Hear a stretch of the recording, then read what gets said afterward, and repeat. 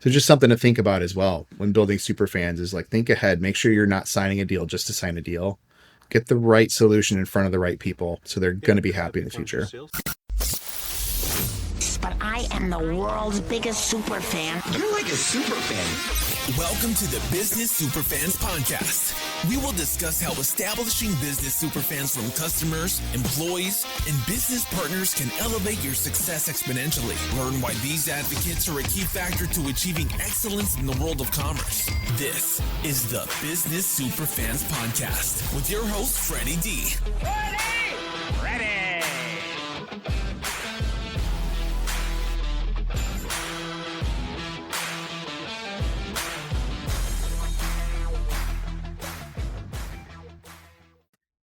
Hey, Superfans, Superstar, Freddie D here.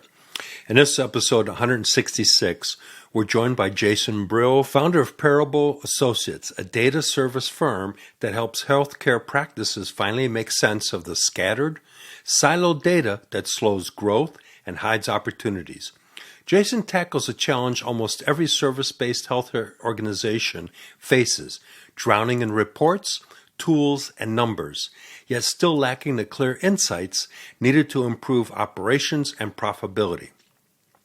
With a career in healthcare dating back to 2008 and consulting experience spanning major hospital systems, billing agencies, large practices, and private equity groups, Jason has become the data department practices wish they had. His team builds dashboards, automates reporting, and uncovers efficiency gains that directly move the needle. If you ever felt buried in data but starved for clarity, this conversation shows you the way forward. Welcome, Jason, to the Business Superfans Podcast.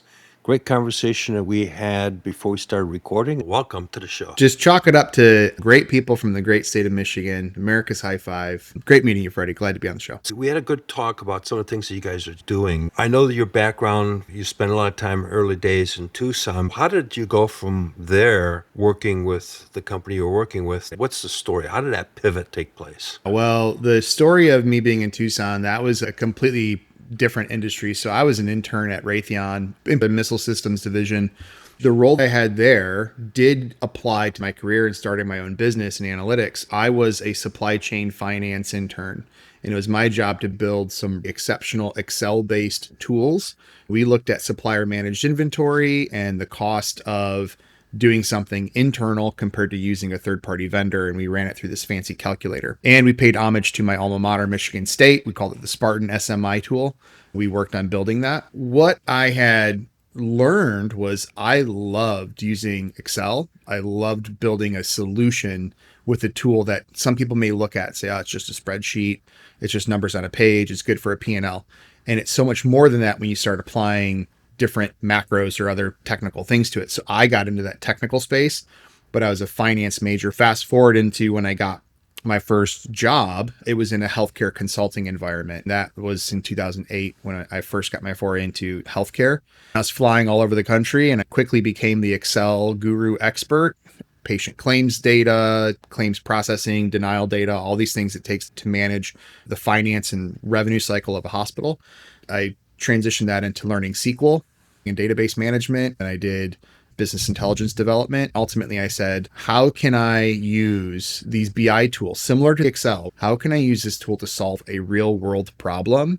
Now I focused all my energy on doing just that, taking these tools and solving problems in specialty care practices. So like your dermatologist, your podiatrist, groups that typically don't have quite the same amount of attention from big providers. They're on the hospital side. They're looking at the inpatient care type of world.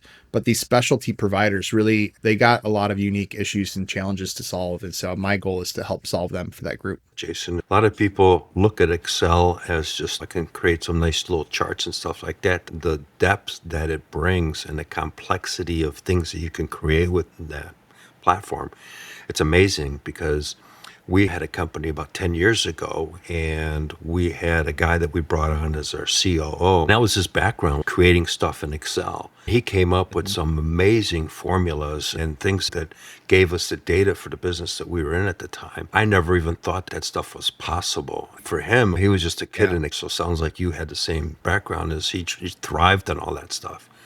But it's important because data is everything in today's world. Data is everything. It's so important. I was listening to, I don't know if you know of the guy, Mr. Beast, this YouTuber, like one of the most popular ones in the country. He's in his 20s still. You'd be shocked at how big he's grown his business. I was listening to an interview about how he grew his business. He talked about how he would just post thumbnails on YouTube and change them throughout the day. And he would monitor the analytics. He'd monitor how many people are clicking on it. How long are they staying on the video? What point are they dropping? Intense focus on analytics to grow. He was doing that at a point where nobody else was. I think we're in the same instance right now in healthcare, where we're bombarded with claims processing information, clinical diagnosis codes, standard procedure codes. There's just operational metrics all over the place. Clock in, clock out. You have full-time providers, part-time. You got so much data, and the best practices, the things that they're doing is they're actually figuring out how do we improve the patient care experience using this data in a strategic way? How do we improve the financial positioning of the practice by using it in a unique way? Now with AI tools, how do I make it where I'm having a conversation with my data?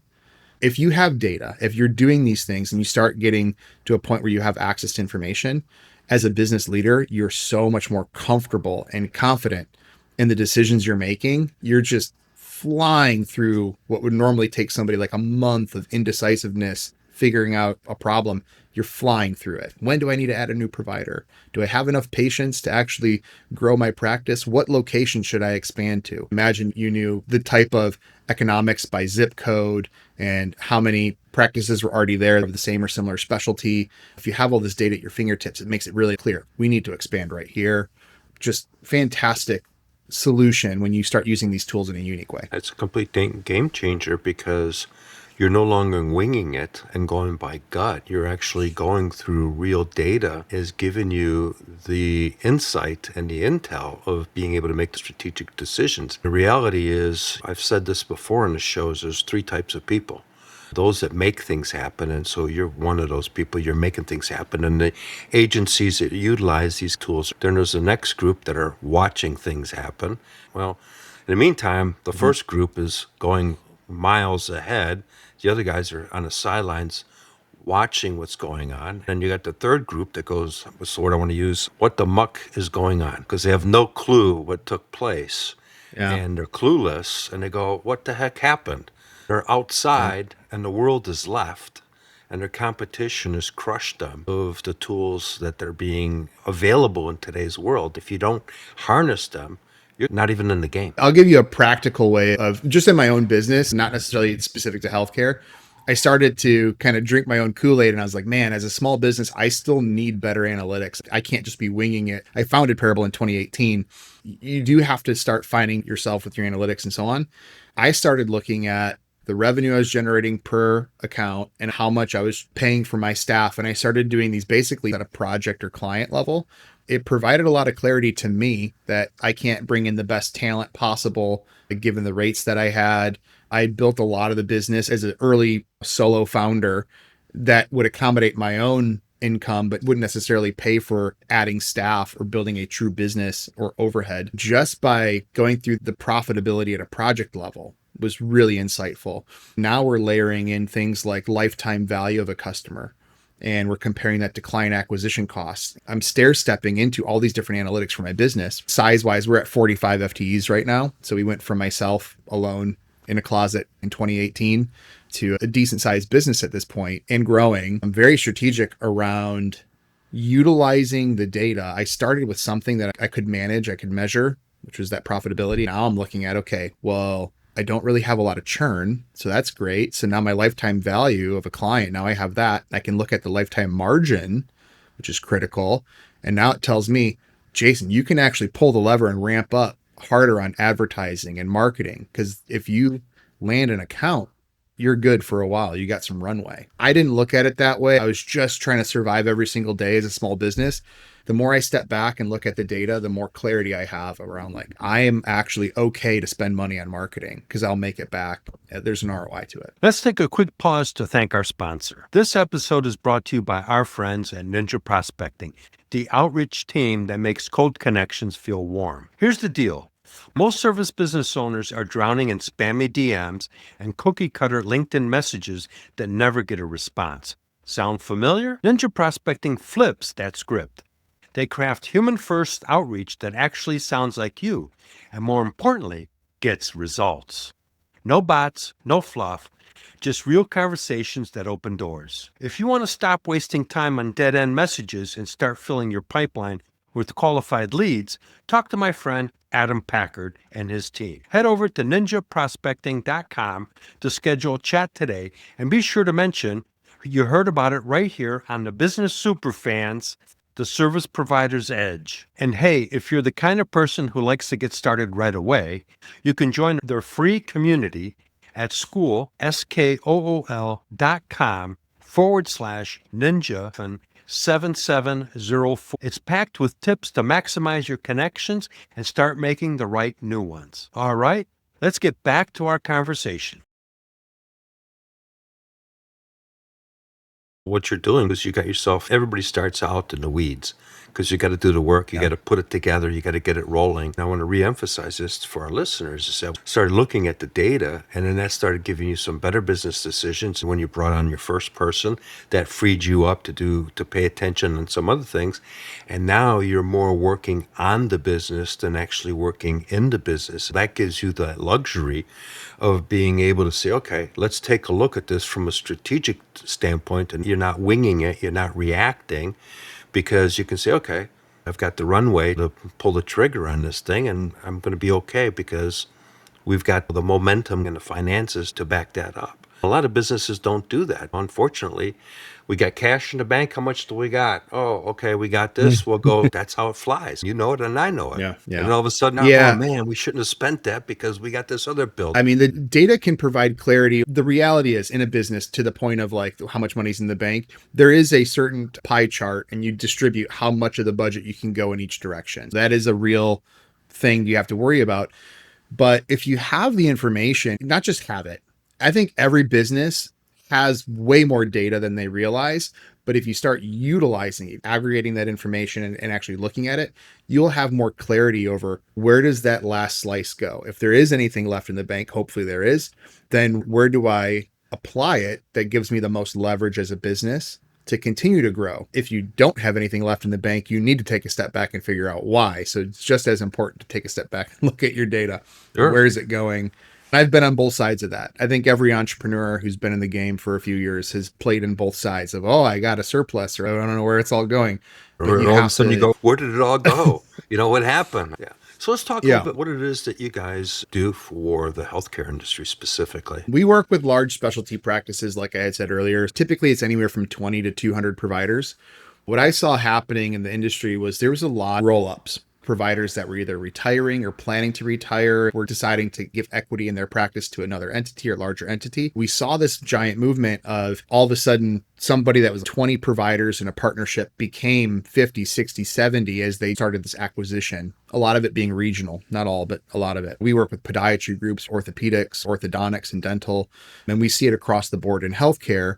As these acquisitions and these roll-ups of practices to a larger entity, a couple things take place. One is these practices are trying to consolidate the support, so the accounting services, the legal services, the payer contract management. So what rates do they get paid from Blue Cross and United and so on? Data analytics hasn't really been a huge part of that until it became like, I am logging into 5, 6, 7 different platforms. My accountant or my analysts are logging into all these platforms, and I can't get all the data quickly. Every single practice has their own practice management software. And so they're logging into all these platforms.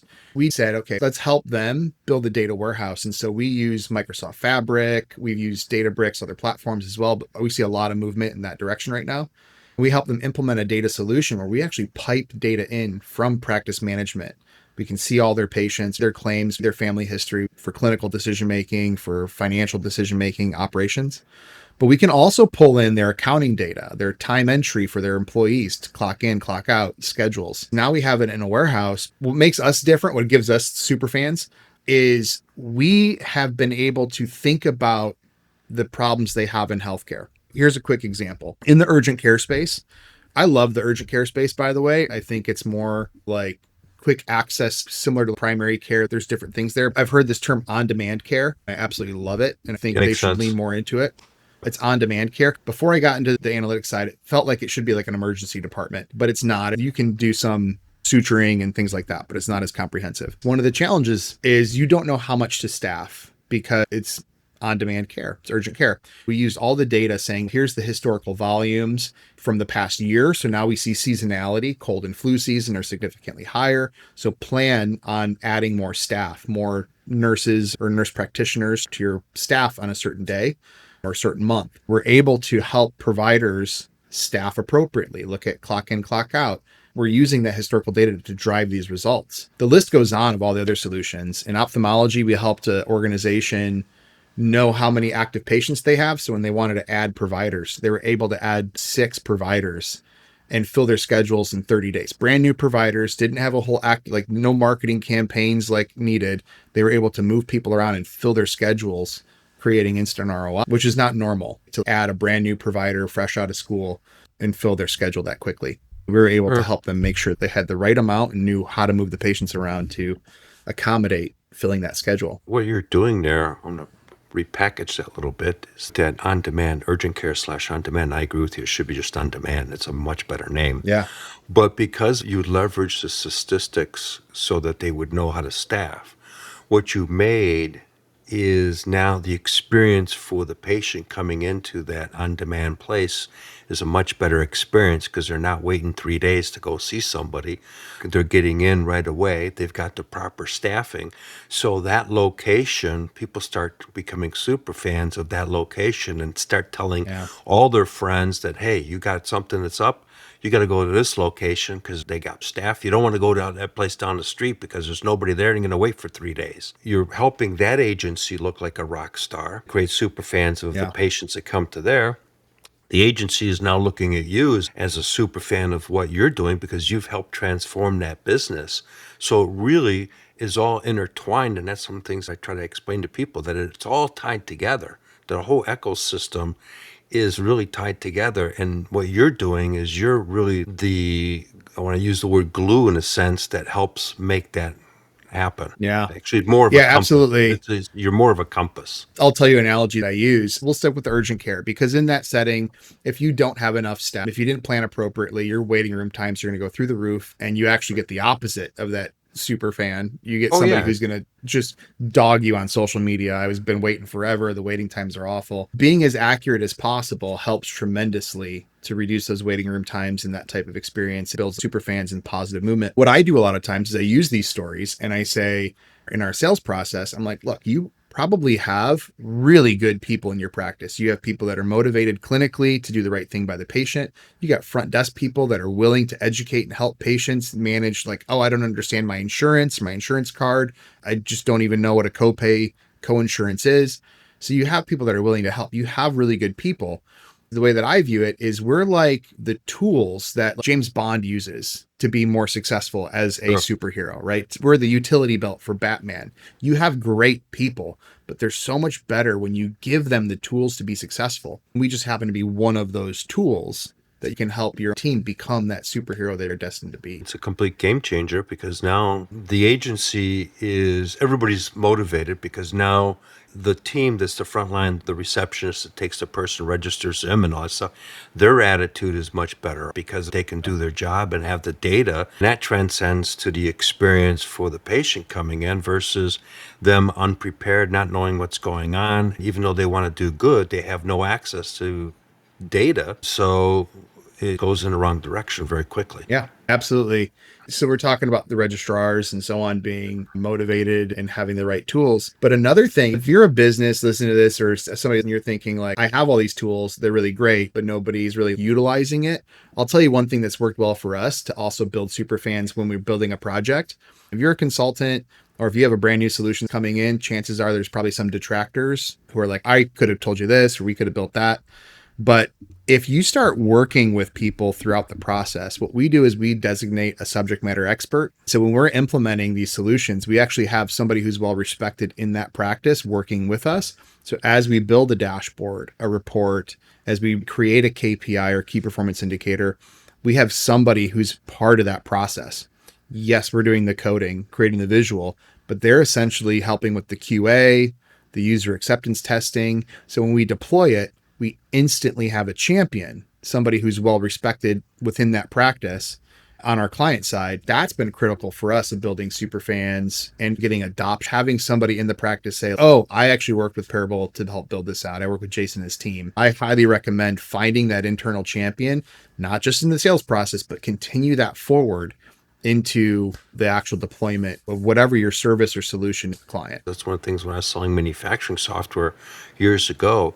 One of the things that we would talk about in the sales process, and we would get somebody to participate, is the deal isn't the signing of the paperwork is not the deal. That's just the paperwork. Everything after that paperwork is the sale. That whole process, that whole onboarding process, that whole experience. And so I would, back in the day, I would set out the whole expectations and I would reverse engineer the sale. So we would work out, and so I would talk about when you want to look at profitability, Jason. By profitability, you've made your money back. People are trained, they're operating, because you got to run two systems for a while. You got to run the existing stuff because you can't shut that off until you're building the new system and get that on board. So we'd lay it all out on the marker board. And based upon the timeline that you just laid out, Jason, we work together. You need to issue that PO like today. We're going through an exact similar conversation right now with a prospective client who has some BI solutions. These solutions happen to be off-the-shelf solutions, like a standard SaaS tool, and it's just not flexible enough for them. They will have to keep it up and running. We're looking at ramping up some more custom enterprise-grade internal-based solutions. We mutually, in the sales process, came to the conclusion together that the customization, the speed, the ownership of having data warehouse on their side is the long-term solution. And so they were like, yes, we're sold on this. We're on board with this. It's like, okay, but here's what it takes. It's the side by side. So we're going through that process right now to model it out and the timing and the ROI, event. Once you got that done, it's over because everybody's bought into that plan. So everybody's got ownership into it, and it's much more successful. You can actually collapse the time on some of that stuff because now everybody's engaged and they know what they're going, and you get a whole team effort onto it now. And the other thing too is I genuinely believe it as well. I believe in what the proposal is. It wasn't like I was guiding them to an answer that I wanted. I wanted the answer for them to be the right answer because, to your point earlier, the sale isn't the paper signed. It's actually the execution of it in the long term because they're going to be that super fan. Hopefully they're going to be that big proponent and a referral source.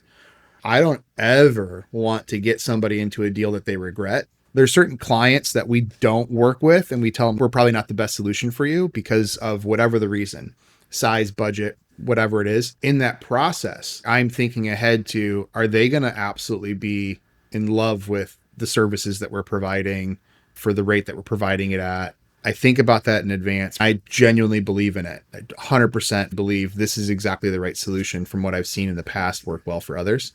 So just something to think about as well when building super fans is like, think ahead, make sure you're not signing a deal just to sign a deal. Get the right solution in front of the right people so they're going to be happy in the future. Once you get those customers onboarded the right way and they're actually seeing results and it's transforming their business, owners know owners, especially in the healthcare industry. And that can travel like wildfire, positively or negatively. It's important what you're doing is really building that relationships with them, getting them to buy into the strategy, getting them to see the vision. It changes the whole game, and you actually collapse the sales cycle. I'm in the process right now of gathering information. I think this is your wheelhouse.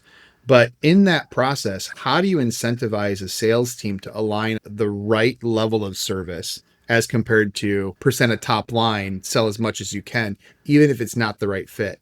Any experience from your past on that? Yeah, it's a great question. The mindset needs to be presenting the right tool. Don't try to upsell. The upsell will take place at the appropriate time. Get them going, getting them to see results. That's the first most important thing. There's times where in my past, I would sell into pretty large companies. Sometimes it wasn't the big ticket item they were looking for. I would sell the small ticket item, but I got in the door. Because once you're in the door, you can grow. If you can't get in the door, it doesn't matter. I sold into this little company in Germany. We did a demonstration in a local facility, and they were impressed, but we had to go to corp to get approval. I was in Scottsdale running global sales. So I flew back out to Germany. We're going to this little company to present the stuff. It's a $10,000 sale. So I've already burned up all the margin because of the two flights. We're making zero on this. We go through the presentation and the software crashes. And my guy is a tech guy, and he loves the software, and he's blazing through it. I could tell body language. People had glazed eyes. They were not getting it. It was lunchtime. And they basically invited us to lunch. I says, nope. I'm going to call corporate back in the U.S., find out what's going on. Found out we was a repeatable bug. So we became transparent and showed the software crash again. So to show them there was a bug. We neutralized that. And I told my guy, start all over. And we're going to start the whole presentation all over from zero. And we're going to go slow. And we went through and started explaining it, making sure everybody understand. And the product was called CamWorks. And I coined the term machining intelligence before AI was cool. This was in 97, 98. We ended up getting the sale, and the little company was called Bosch. Yeah. Okay. What that did, though, was then we were now able to, even though we made no money, we did the thing. But now I could go to all the suppliers and say, hey, Jason, I know you're doing work with Bosch. They just bought this product. You want to take a peek at it? And everybody says, oh, they're using it? Yeah, let's take a look. That was it. Sales just exploded. So back to your thing was we did the right thing. Right now, Parable is still in a founder-led sales position as a business, but I'm asking that because I agree with everything you're saying. If you go get into a business with the proper level of service, the proper licensing agreement, so on, whatever it is that you're doing, as that business grows, you can grow with them as that preferred partner solution. Potentially, as they grow and get more visibility, you can say, I work with that organization. There's bigger things to focus on. It's more about get in the door, stay in there, stay embedded in that business, because there's the opportunities are, the long-term opportunities are better than the short-term. So as I build that position out, or that team out, those are things that I'm actively thinking about right now. Absolutely. Build that culture. The other thing I used to do back in the early 90s before 95 was I had a date, but I also had a brick phone. So I'm really dating myself here. I had a Mac and I used a CRM, and I'd print out all the customers. I would go do a presentation to a company up in Wisconsin or Chicago, Indiana. When we were done, I would say, okay, here's my day timer. And I'd open it up. Here's all my customers. You can flip through it, bam, right on the conference table. Pick any one and call them. I'd shut up. Badass move. Yeah. People would go through the book and they would go, oh, these guys are using your stuff?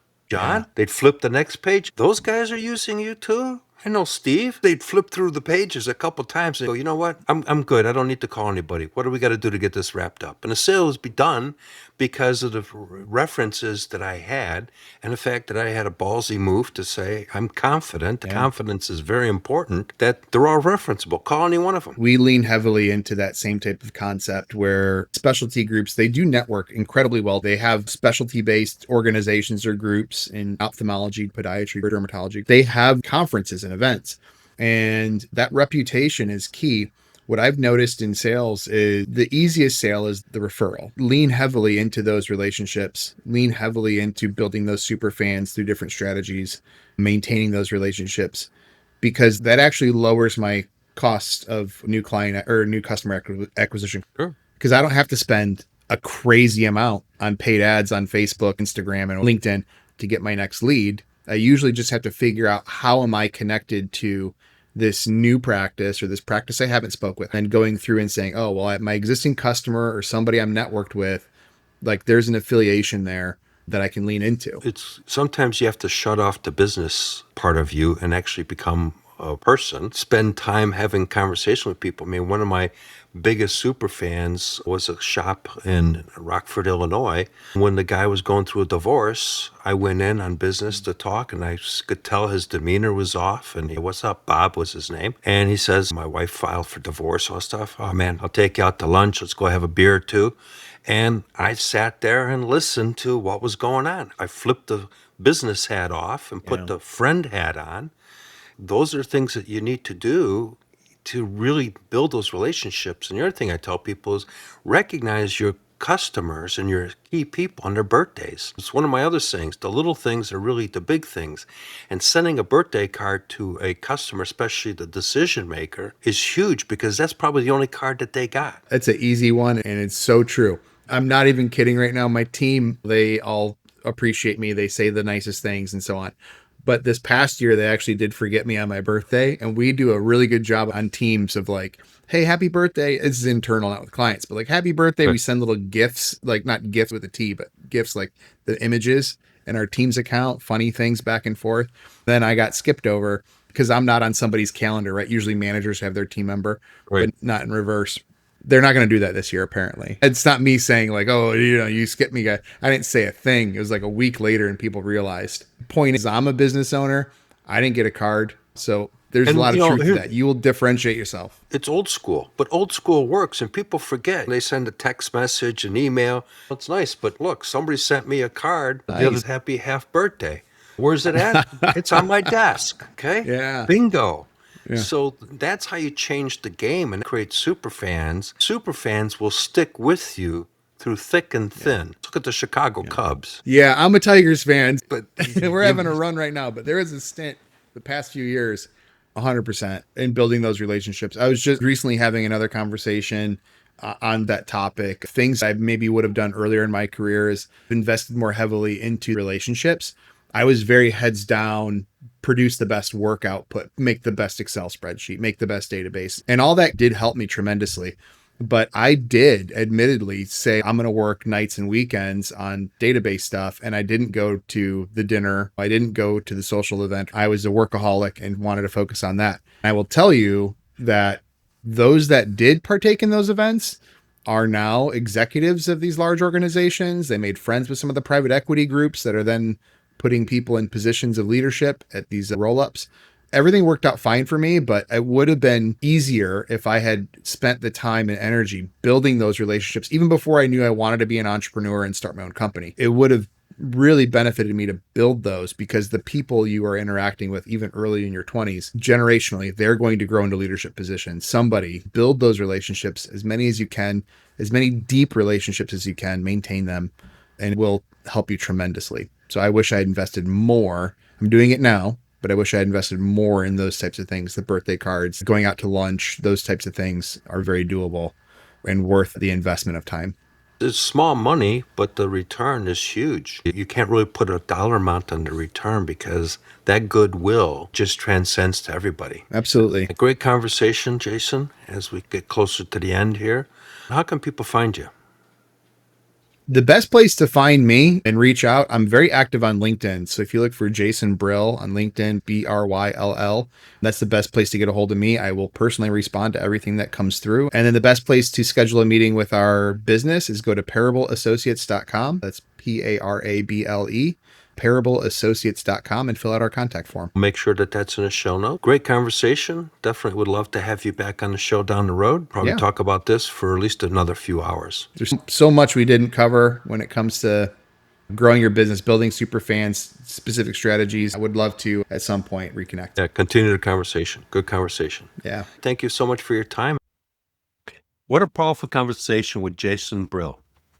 One of the biggest takeaways is this: clarity beats chaos every single time. Jason showed us that when a service-based business, especially in healthcare, stops drowning in disconnected reports and finally brings its data together, everything changes. Decisions get faster, teams perform better, growth becomes intentional instead of accidental, and that's exactly how you create an experience that turns patients, clients, and partners into true business superfans. And that's why this matters for you. Whether you're running a healthcare practice or any service-based business, the real advantage isn't just the tools you use, it's the confidence and leadership that come from finally seeing your business clearly. Jason reminded us that when you equip your people with the right insights, they become the superheroes your business was built to showcase.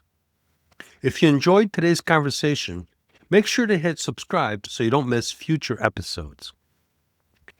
And if you're ready to stop just listening and start activating, join the Entrepreneur Prosperity Hub on School, completely free.